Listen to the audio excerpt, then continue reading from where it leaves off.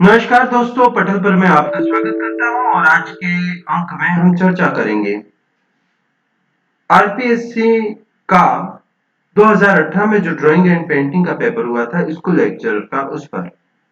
और निश्चय ही ये प्रश्न ऐसे हैं जो आपके टीजीटी पीजीटी के पेपर में भी पूछे जा सकते हैं, नेट के पेपर में भी पूछे जा सकते हैं और दूसरे ऐसे प्रतियोगी परीक्षाओं में भी इसके प्रश्न पूछे जा सकते हैं। दोस्तों, टीम के द्वारा जो मेहनत की जा रही है उसके लिए निश्चय ही आप वीडियो को लाइक करें, कमेंट करें, सब्सक्राइब करें, शेयर करें और चैनल को सब्सक्राइब करके अधिक से अधिक शेयर करें ताकि आपको समय समय पर इसके नोटिफिकेशन प्राप्त हो सके।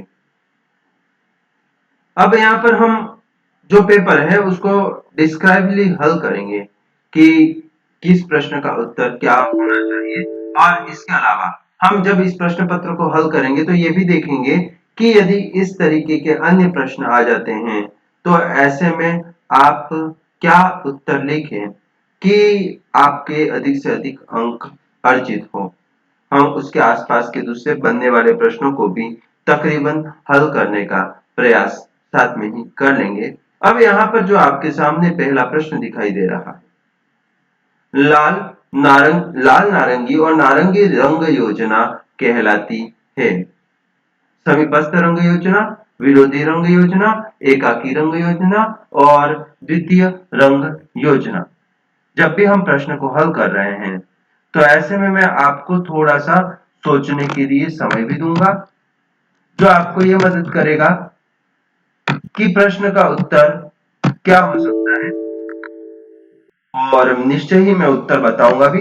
और साथ में आप कमेंट्स में आपको जो उत्तर लगता है उससे जरूर बताएं ताकि जब मैं यह उत्तर बताऊं तो ऐसे में आप श्योर हो जाए कि आपने जो उत्तर भरा है क्या वो सही है। तो आइए चलते हैं इस प्रश्न के जो बात कर रहे हैं हम। प्रश्न है, लाल नारंगी और लाल नारंगी की जो रंग है उनकी रंग योजना क्या कहलाती है। तो ऐसे में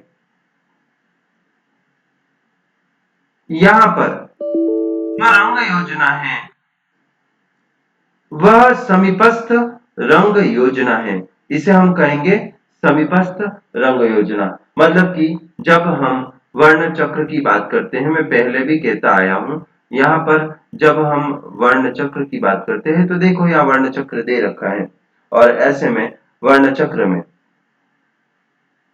लाल, पीला और नारंगी नजदीकी रंग है।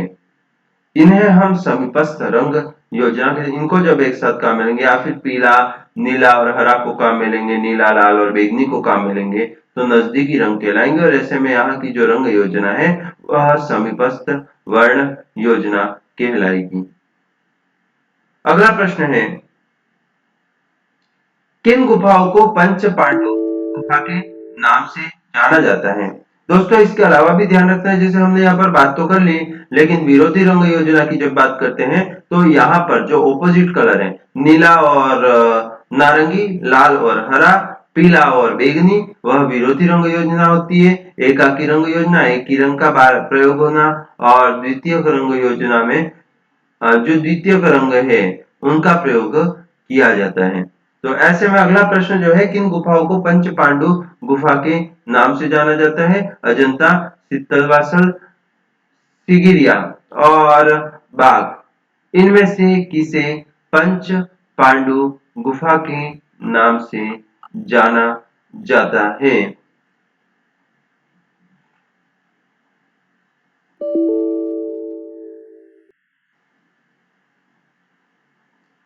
अब जब यहाँ पर प्रश्न पंच पांडु गुफा का है तो आपको क्या उत्तर सही लगता है।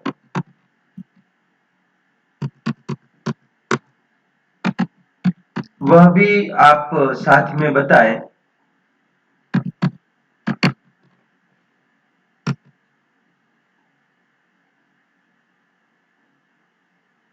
जो आपका नजदीकी उत्तर है। और यहां पर जो उत्तर है इसका, वह उत्तर है बाघ। बाघ में जो गुफा है उसे पंच पांडव गुफा या पंच पांडु गुफा जो कहा जाता है, इसके नाम से जाना जाता है। पांच पांडव गुफा कहते हैं या पंच पांडव गुफा कहते हैं। और जब हम बाघ की बात करते हैं तो ऐसे में हमें यह ध्यान रखना चाहिए, यहाँ पर 9 गुफाएं हैं और यह बाघिनी नदी के किनारे विंध्याचल पर्वत में स्थित है। और बाघिनी नदी जो है वह नर्मदा की सहायक नदी है। तो इस बात को हमें ध्यान रखना है। अगला प्रश्न है, पोथी चित्रण का प्रारंभ किस शैली से हुआ है? पोथी चित्रण का प्रारंभ किस शैली से हुआ है? राजपूत, पाल, जैन और मुगल। तो पोथी चित्रण निश्चय ही जो कला परंपरा है, भारतीय कला परंपरा, जिसमें महत्वपूर्ण स्थान रखता है। मैं बहुत जल्दी इससे संबंधित मिनिएचर पेंटिंग जो है भारतीय, उससे संबंधित भी एक क्लास लूंगा। लेकिन पोथी चित्रण परंपरा का जो प्रारंभ हुआ है वह पाल शैली से देखने को मिलता है। भारत में पोथी चित्रण परंपरा पाल शैली से प्रारंभ देखने को मिलती है। पाल शैली और जैन शैली लगभग समकक्ष है। जब हम जैन शैली की बात करते हैं तो ऐसे में हम उसे पश्चिमी भारतीय कला के अंतर्गत भी देखते हैं। और इसके अलावा जब पाल शैली की बात करते हैं तो पूर्वी शैली के रूप में भी देखते हैं।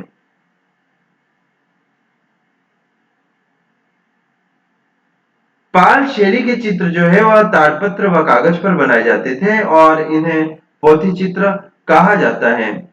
यदि हम पोथी चित्र की बात करें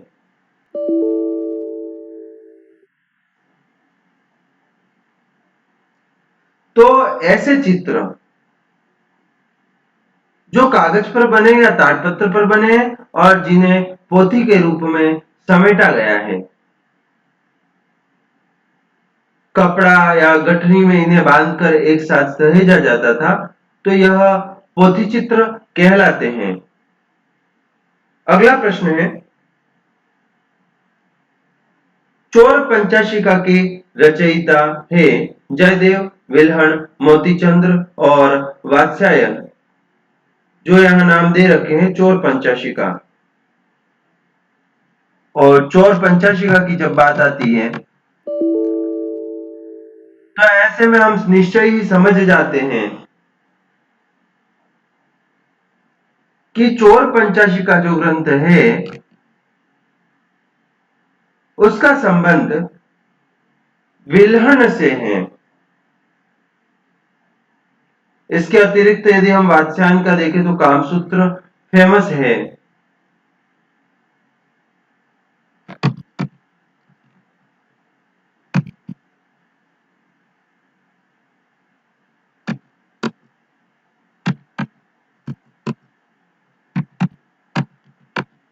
यह हमें ध्यान रखना है, बहुत आसान सा प्रश्न है।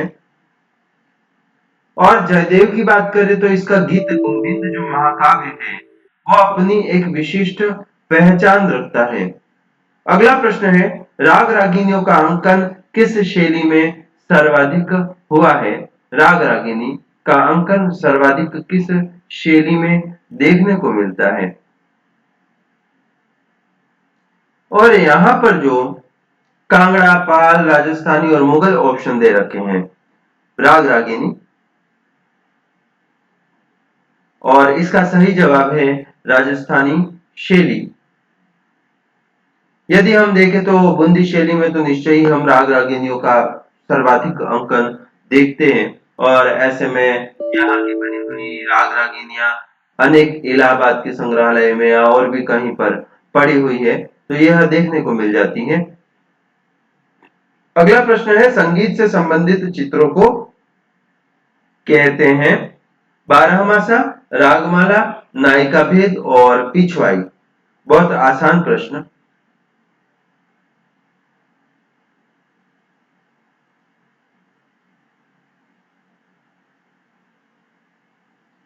प्रश्न संगीत से जुड़ी हुई है और ऐसे में राग रागिनी जो ऊपर बात आई थी वही रिपीट हो जाएगी और रागमाला जो है वह इसका सही जवाब होगा। अगला प्रश्न है, मुगल चित्रकला किन दो शैलियों का परिणाम है? मुगल कला किन दो शैलियों का परिणाम है? तो ऐसे में कश्मीरी पंजाबी, राजस्थानी दक्षिणी, भारतीय फारसी और फारसी यूरोपीय जब बात आती है तो मुगल चित्रकला के बारे में बेहतरी से जानते हैं कि जब फारसी प्रभाव भारत में आता है तो ऐसे में इसका निर्माण हुआ है और ऐसे में भारतीय फारसी मतलब कि इंडियन पर्शियन जो उत्तर है वह सही होगा। अगला प्रश्न है, मुगल शैली के पतन के बाद किस शैली का जन्म हुआ? मुगल शैली के पतन के बाद किस शैली का जन्म हुआ? तो ऐसे में यदि हम देखें तो राजस्थान शैली जो है वह मुगल शैली के समानांतर चलती है। बंगाल शैली जो है उसका बाद में हुआ ही है, लेकिन आधुनिक जो है वह भी बात की है, लेकिन मुगल शैली के पतन के तुरंत बाद जिसका उदय हुआ है वह है कंपनी शैली। तो यहां पर इसका जो सही जवाब होगा वह कंपनी शैली होगा। पटना शैली का प्रमुख चित्रकार है। पटना शैली का प्रमुख चित्रकार कौन है? तो ऐसे में जब पटना शैली के प्रमुख चित्रकार की बात होती है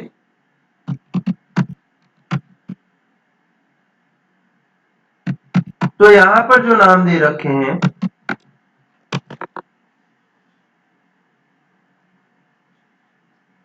मंसूर, बिशनदास, सेवकराम और मिस्किन, तो हमको ध्यान है मंसूर, बिशनदास और मिस्किन जो है वह मुगल शैली से संबंधित है और यहाँ पर जो सही उत्तर है वह है सेवकराम। लेकिन हमको और भी बात ध्यान रख लेनी चाहिए, सेवकराम के अलावा हुल्लासलाल, जयराम, शिवदयाल लाल जैसे अनेक कलाकारों का नाम मुगल पटना शैली के अंतर्गत लिया जाता है और बाकी के जो कलाकार यहाँ पर दे रखे हैं वह मुगल शैली के अंतर्गत आते हैं।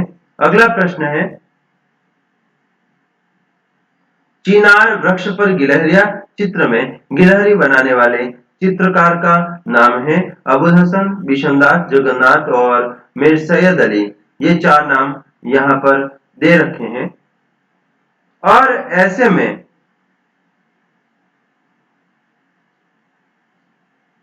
जो सही उत्तर माना गया है वह है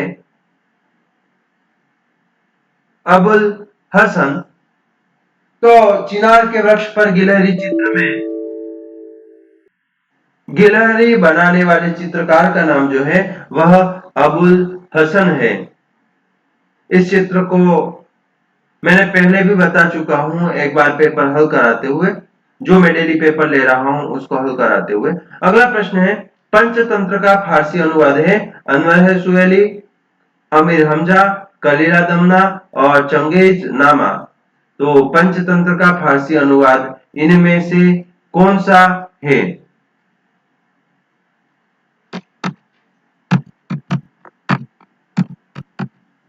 यदि हम पंचतंत्र की बात करते हैं तो हमें ध्यान रखना चाहिए मुगल शैली में इसका अनुवाद करने का जो कार्य है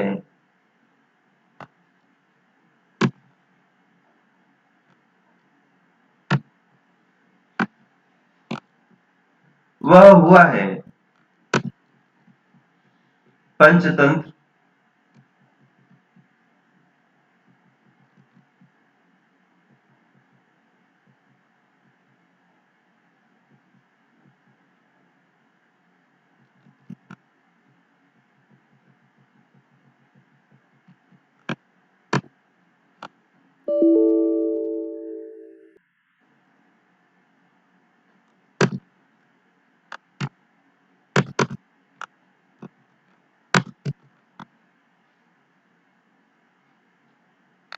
पंचतंत्र पंडित विष्णु शर्मा की कहानियां हैं।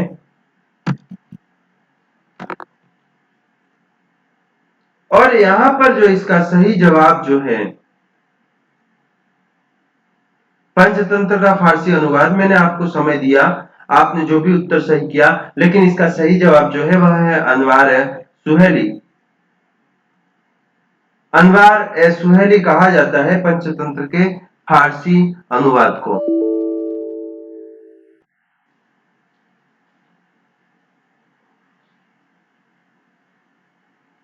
अगला प्रश्न है,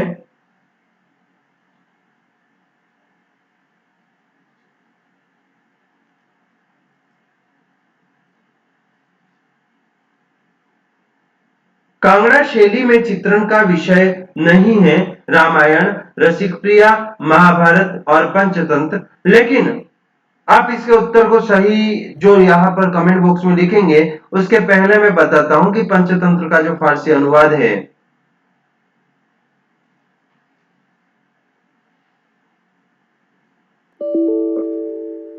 वह फैजी द्वारा किया गया है। मौलाना हुसैन फैज और अबुल फजल दोनों का योगदान माना जाता है इसमें। और अब इस प्रश्न का उत्तर जो है, कांगड़ा शैली में चित्रण का विषय नहीं है, तो पंचतंत्र नहीं है। रामायण, महाभारत और रसिक प्रिया का तो निश्चय ही हमें चित्रण देखने को मिलता है। अगला प्रश्न है, चैतन्य का ग्रह परित्याग चित्र किसने चित्रित किया? चैतन्य का ग्रह परित्याग काफी सोचने की बात है। मैं जब इस पेपर को देख रहा हूं तो मुझे एक विचार आ रहा है। मैं लंबे समय से पेपर ले रहा हूं और ऐसे में सारे ही प्रश्न ऐसे हैं, अधिकांश प्रश्न मैंने जो 2018 में एक प्रश्न पत्र की सीरीज चलाई थी उसमें जो प्रश्न पूछे गए थे उन्हीं ऐसे प्रश्न पूछे गए हैं। और उस सीरीज के कुछ प्रश्न जो है मैं पिछले कुछ दिनों में पेपर ले रहा हूं, तो उसमें आप महसूस कर सकते हैं। और चैतन्य का ग्रह परित्याग भी उसमें पूछा गया है। और इस चित्र को शितेंद्र नाथ मजूमदार ने बनाया है। शितेंद्र नाथ मजूमदार इसका सही उत्तर है। अगला प्रश्न है, अंतराल में गहराई दर्शाने पर क्या प्रदर्शित होता है? परिप्रेक्ष्य, धुंधलापन, स्पष्टता और पोत। तो अंतराल में जब गहराई दर्शाई जाती है तो ऐसे में पर्सपेक्टिव आता है, परिप्रेक्ष्य आता है। अगला प्रश्न है, हर्ष माता मंदिर की मूर्ति के कारण कौन सी जगह प्रसिद्ध है? हर्ष माता। और ऐसे में जब हर्ष माता की बात की जा रही है तो यहाँ पर उदयपुर, अर्थुना, देलवाड़ा और आभानेरी दे रखा है। और इसका सही जवाब यहाँ होगा आभानेरी। हर्ष माता का जो मंदिर है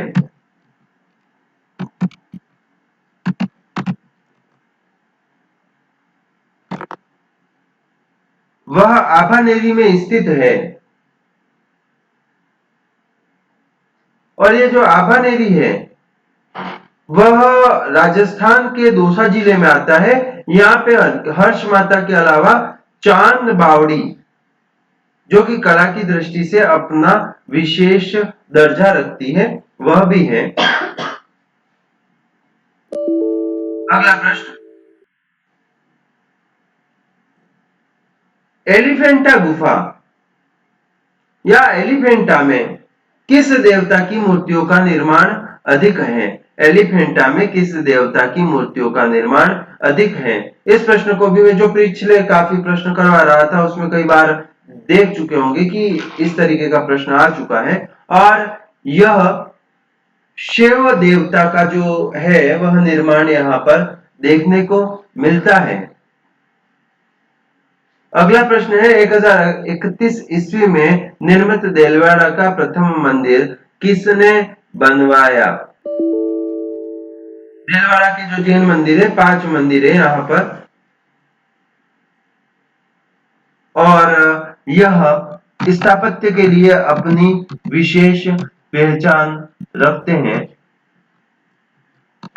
शायद ही कोई ऐसा व्यक्ति जो देलवाड़ा के मंदिरों के बारे में अधिक जानकारी नहीं रखता है।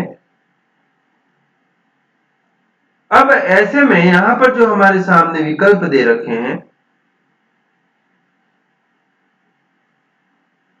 विमल शाह, तेजपाल, धन्ना शाह और रत्ना शाह दे रखे हैं, और आप सभी को विदित है कि विमल शाह जो है उन्होंने इस पहले मंदिर का निर्माण करवाया था।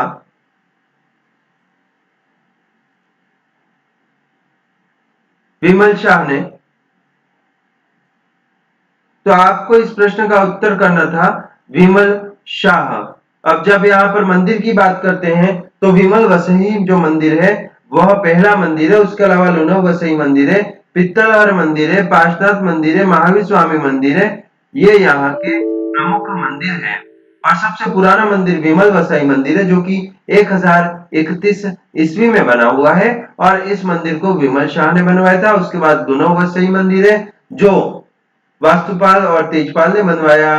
पित्तलहर मंदिर को अहमदाबाद के मंदिर भीमशाह ने बनवाया है। पार्श्वनाथ मंदिर को मांडलिक और उनके परिवार ने बनवाया है। और महावीर स्वामी का जो मंदिर है वह सबसे छोटा मंदिर है, लेकिन बनावट की दृष्टि से यह भी अद्भुत है और इसको 16वीं सदी में बनवाया गया है। तो इस प्रकार से इस मंदिरों का निर्माण हुआ है। अगला प्रश्न है सारनाथ का सिंह स्तंभ किसके शासनकाल में निर्मित हुआ? ऐसे प्रश्न जो मैं पहले काफी एक्सप्लेन कर चुका हूं, ऐसे प्रश्नों को मैं फटाफट लूंगा, और ऐसे में इसका उत्तर है अशोक के शासन काल में, सम्राट अशोक के शासन काल में निर्मित हुआ है।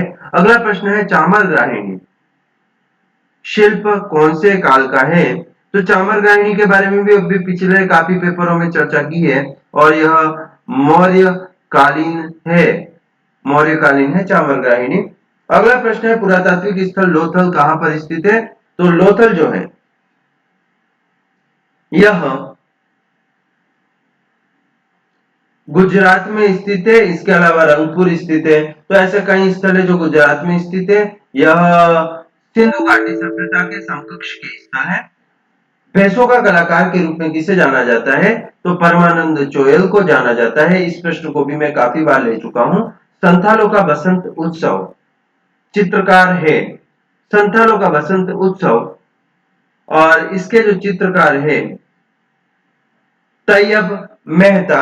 तैयब मेहता को संथालों का बसंत उत्सव चित्र के लिए जाना जाता है।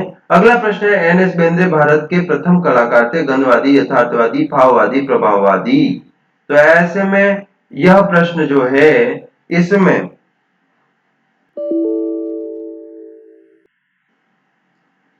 स्टार लगा है, क्योंकि स्थिति को समझते हुए यहां पर स्टार लगाना ही उचित लगा गया। अगला प्रश्न है, यहां पर मेल करना है कौन सी लोक कला कहां से संबंधित है, क्योंकि काफी सारे मित्र कहते रहे कि लोक कला इस बार पहली बार जुड़ा है, तो वह ध्यान रखें कि लोक कला पहले भी पूछा जा रहा था। मधुबनी का संबंध जो है वह बिहार से है। फड़ का जो संबंध है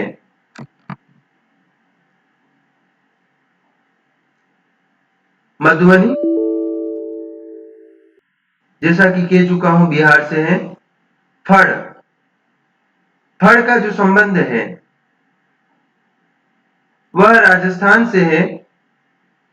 वारली का संबंध महाराष्ट्र से, और पट्टचित्र का संबंध ओडिशा से है। तो यह जवाब होगा, इसका जो जवाब है 4 वह सही होगा। मतलब कि 4 1 3 2 क्रम होगा। बिहार, राजस्थान, महाराष्ट्र और ओडिशा इसका सही क्रम होगा। अगला प्रश्न है राजस्थान की प्रांतीय मुगल शैली किसे कहा जाता है।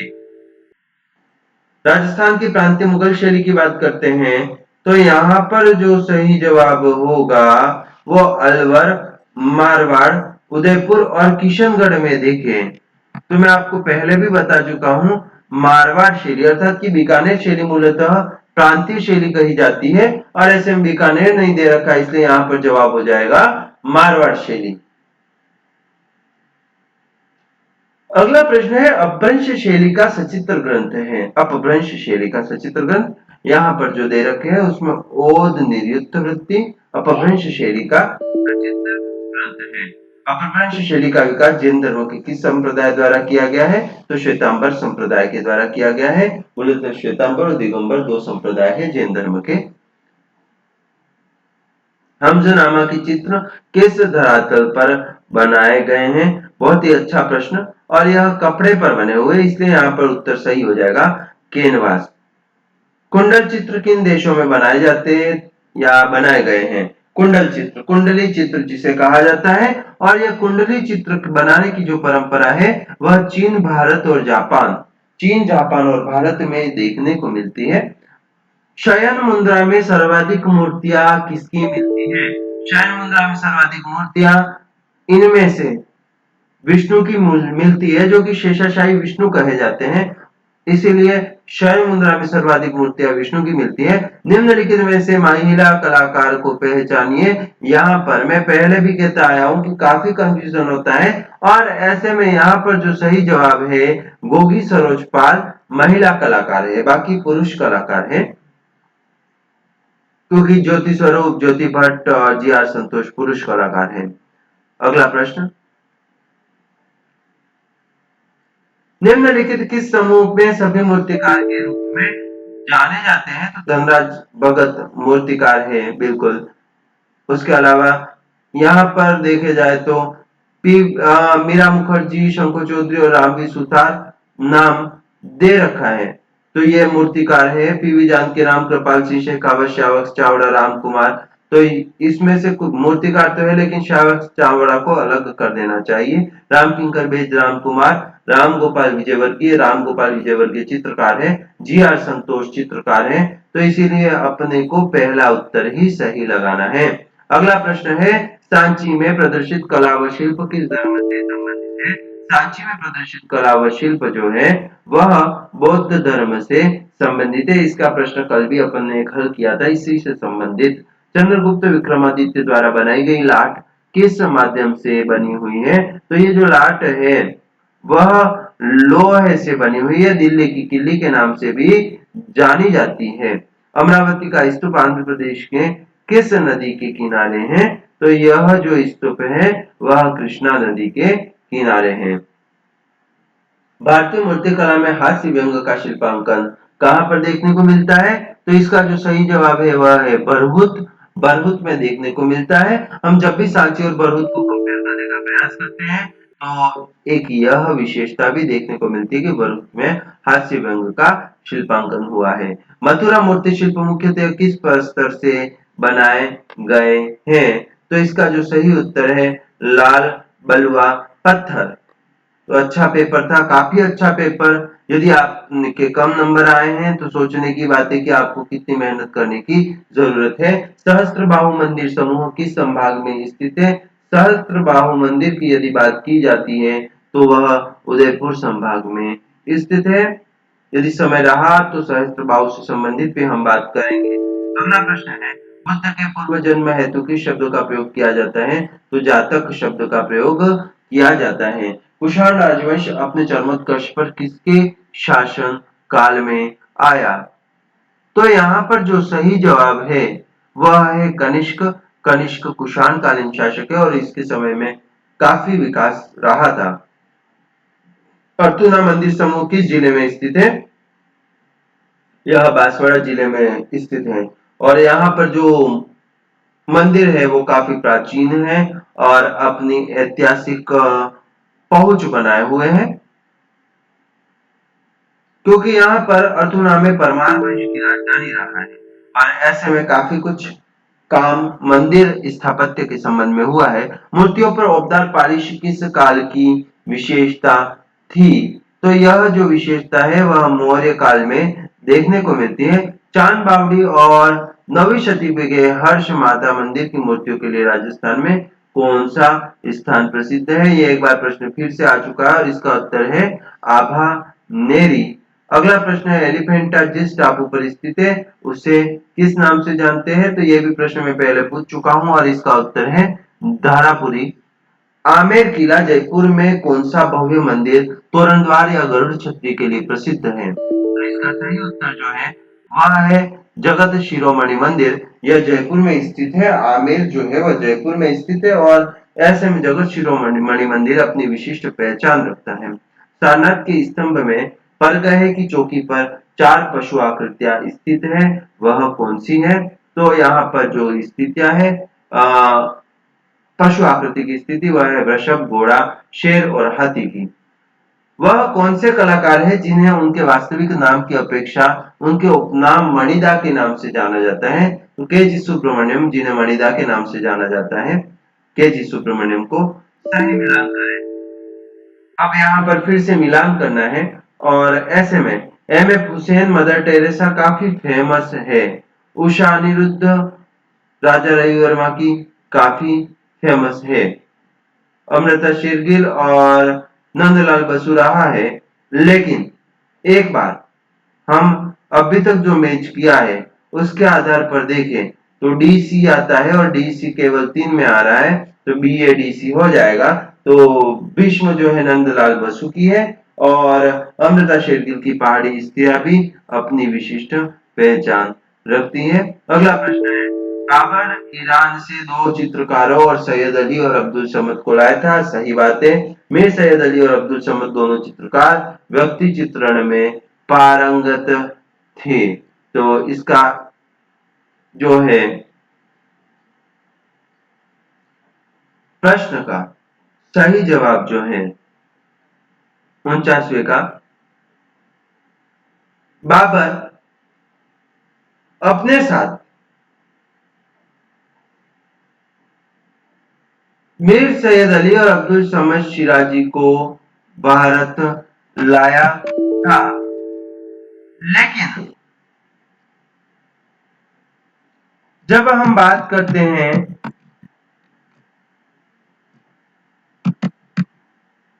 तो थोड़ा सा इस बात को ध्यान रखना बाबर नहीं लाया था। क्यों नहीं लाया था?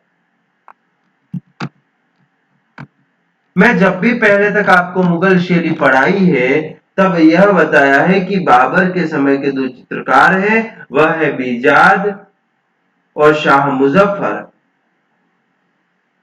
और बीजाद को तो पूर्व का राफेल भी कहा जाता है। मीर सैयद अली और अब्दुल समद शिराजी जो है वह हुमायूं के समय के कलाकार थे। अब यहाँ पर मैंने इसीलिए कहा था और अब यहाँ पर ए और आर दोनों ही गलत हैं। प्रश्न है Dwarka Prasad Sharma P N Joel कृपाल सिंह शेखावत और गोवर्धन लाल जोशी की उनकी जो कृतियां हैं उनसे जमाना है। तो ऐसे में इसका जो जवाब होगा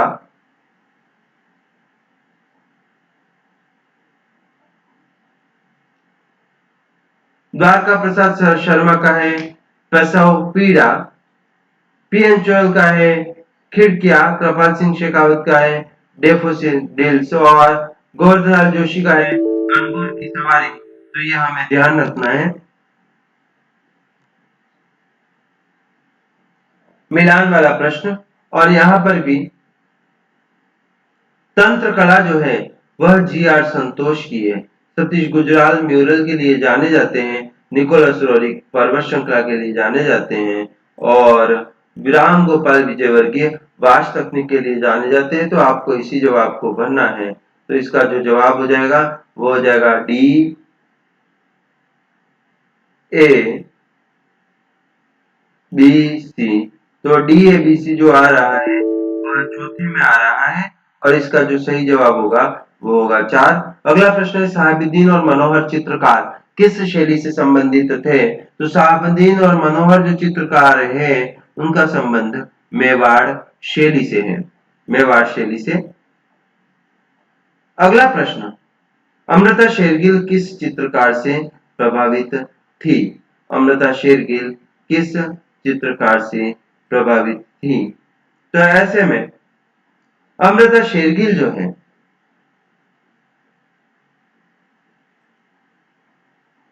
वह